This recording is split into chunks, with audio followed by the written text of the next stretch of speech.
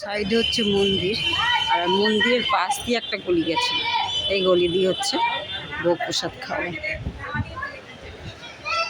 আর এখানে অনেকগুলো গেট আছে মন্দিরে ঢোকার, 4 নম্বর 2 নম্বর এরকম করে সব গেট আছে। আর যারা দর্শন করতে এলে একদিনে হবে না আপনাদের, এত লাইন পড়ে না, 4-5 ঘন্টা লাইনেই দাঁড়িয়ে থাকতে হবে। ওই জন্য আমরা যারাই আসুন এখানে যদি থেকে মন্দির দর্শন করেন সেটা সব থেকে ভালো। 4-5 দিন থাকলেন, অনেক জায়গা, কেন একদিনে বেনারস ঘোরা হবে না। আমরা এই গলি দিয়ে যাচ্ছি অন্নপূর্ণার।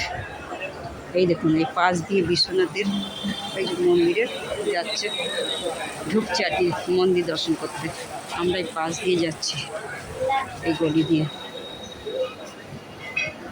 সুন্দর খেলাম, কিন্তু ভেতরে ভিডিও করতে দেবে না। খুব সুন্দর খেলাম। ভাত, একটা সবজি, ডালটা কিন্তু সাম্বার ডাল, আর লস্যি, লাড্ডু, কুমড়ো আলু কাবলি ছোলা দিয়ে একটা তরকারি, আবার আলু ভাজা আলাদা। খুব সুন্দর খেলাম। এখানে 24 ঘন্টা এখানে খাওয়া। ভেতরে আমি ভিডিও করতে যাচ্ছিলাম, বারণ করলাম। তাই আপনারা যদি আসেন অবশ্যই খেতে পারেন।